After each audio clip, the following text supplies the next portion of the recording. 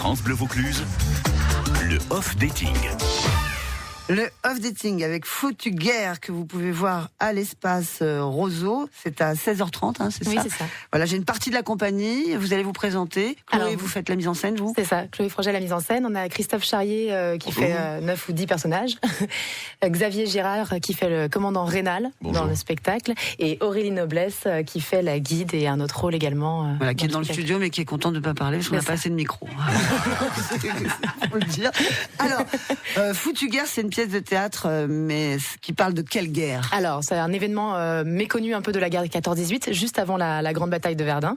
Et en fait, on parle de la guerre, mais sans trancher. On est dans un fort désarmé avec... C'est vrai que vous êtes quand même en poilu, enfin, je vois les costumes, pas vous, oui. Chloé, mais les garçons. Ouais, on s'est dit 35 degrés à l'extérieur, autant mettre de la laine bouillie, des bons costumes de poilu, du maquillage, histoire qu'on soit à l'aise, quoi. Oui, voilà. bien sûr. On s'est dit. Là, c'est dommage, vous n'êtes pas habillés avec vos costumes de scène. Ah, on a hésité. Ouais, on a hésité. Ah, c'est vrai? Ouais. On a les chapeaux Vaucluse déjà. Oui. Ah oui, parce qu'à chaque fois qu'on a des compagnies, on offre des chapeaux France Bleu Vaucluse. Ils sont magnifiques. Ils sont très beaux. Ils vont vous servir. On en a quand même bien besoin.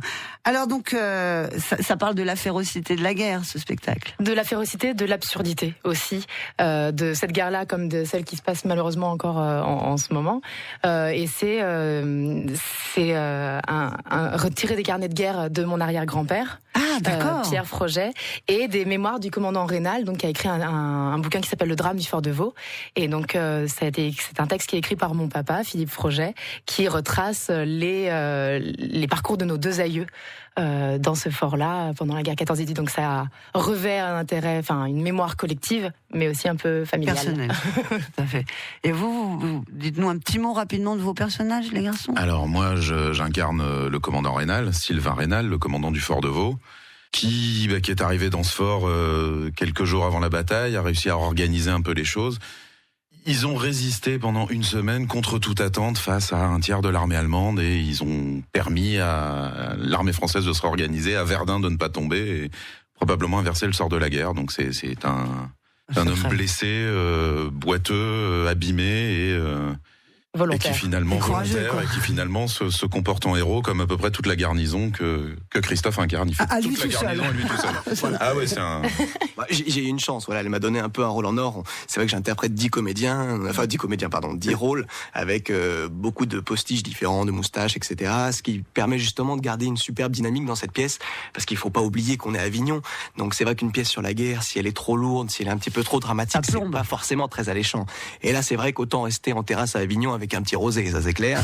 Mais là, justement, on essaye de prendre cette dynamique-là, d'avoir plein de personnages qui s'enchaînent, avec des couleurs différentes, avec des personnalités différentes, et c'est ce qui nous donne une belle dynamique. Et en fait, on joue sur deux temporalités, à la fois en 2015 avec Aurélie Noblesse, là, qui est juste derrière, qui n'a pas de micro, et qui en fait joue une guide de musée, le Fort du Vaux comme on le connaît aujourd'hui, en 2015, et qui a ce recul nécessaire que ces hommes-là, eux, qui sont au moment des faits, n'ont pas sur la guerre à cet instant-là. Donc on est vraiment sur les deux temporalités. On bascule de 2015 à 1916 régulièrement, voire à un moment ça se mélange un peu. Oui. Voilà, ça permet d'alléger le propos. Et puis évidemment la présence féminine, ça allège un peu. Hein. Toujours. C'est-à-dire. Je suis très militante, moi, ce matin, je ne sais pas ce qui me prend. Voilà. Donc ce spectacle Foutu Guerre, c'est une création, il faut le préciser. Oui. C'est tout public, parce qu'on peut même amener des enfants ou pas? Oui, alors on a quand même une volonté assez pédagogique. On a d'ailleurs pas mal de représentations pour des scolaires qui sont prévues dans les années à venir là. Et donc moi, je pense que trop jeune, on va éviter maternelle, début de primaire. C'est un petit peu jeune quand même pour le sujet. mais nos plus jeunes spectateurs avaient quoi, 7-8 ans 7 ans, ouais. Et sont restés les yeux écarquillés devant cette histoire dans la guerre, quoi. Enfin, ils l'apprennent dans les manuels, mais là, c'est un petit peu plus poussé. Là, il la touche du doigt. Voilà. Donc, Foutu Guerre, c'est à découvrir à l'espace Roseau. C'est à 16h30 jusqu'à la fin du festival. Ça va, ça s'est bien passé jusqu'à présent? Oui, très bien. Tout bon, très bien. Donc, je vous souhaite une bonne fin de festival. Et puis, il y a des invitations, bien sûr, qui vous attendent au standard.